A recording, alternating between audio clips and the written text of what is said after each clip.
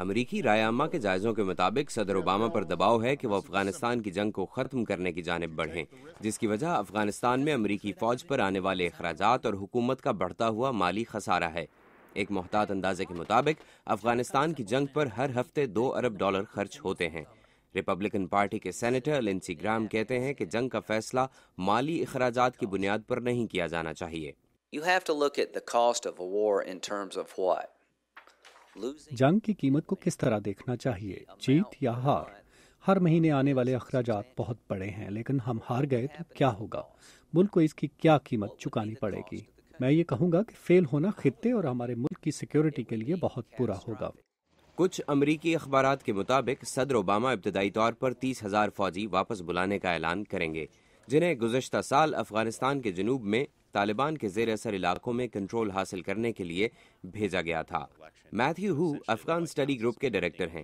وہ کہتے ہیں کہ فوجیوں کی ابتدائی تعداد کو اگلے 18 مہینے کے عرصے میں مرحلہ وار نکالا جائے گا۔ اگر ان کی تعداد 30,000 بھی ہے تو آپ یہ کر رہے ہیں کہ افغانستان جنگ کو واپس اس پوائنٹ پر لا رہے ہیں جہاں وہ دسمبر 2009 سے پہلے تھی، اور آپ اس مسئلے کی بنیادی وجوہات کو حل کرنے کے لیے کچھ نہیں کر رہے، یعنی جو سیاسی اقدام ضروری ہیں وہ نہیں کیے جا رہے۔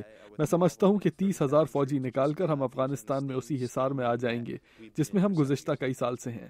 افغانستان کی جنگ کے لیے امریکیوں کی حمایت کم ہو رہی ہے اور امریکی قانون دان اوباما انتظامیہ پر حکومتی اخراجات کو کم کرنے کے لیے دباؤ ڈال رہے ہیں۔ اس جنگ پر اس لیے بھی بہت بحث کی جا رہی ہے کیونکہ امریکہ میں 2012 کے صدارتی انتخابات کی سرگرمیاں شروع ہو چکی ہیں۔ 7 in 10 Americans say the war is not worth fighting or we should bring the troops home. 10 میں سے 7 امریکی یہ سمجھتے ہیں کہ افغان جنگ لڑنے کا کوئی فائدہ نہیں، اور صدر اوباما اور ان کی پارٹی یہ نہیں چاہتی کہ وہ ایسے صدر یا پارٹی ہوں جو افغان جنگ ہار گئے۔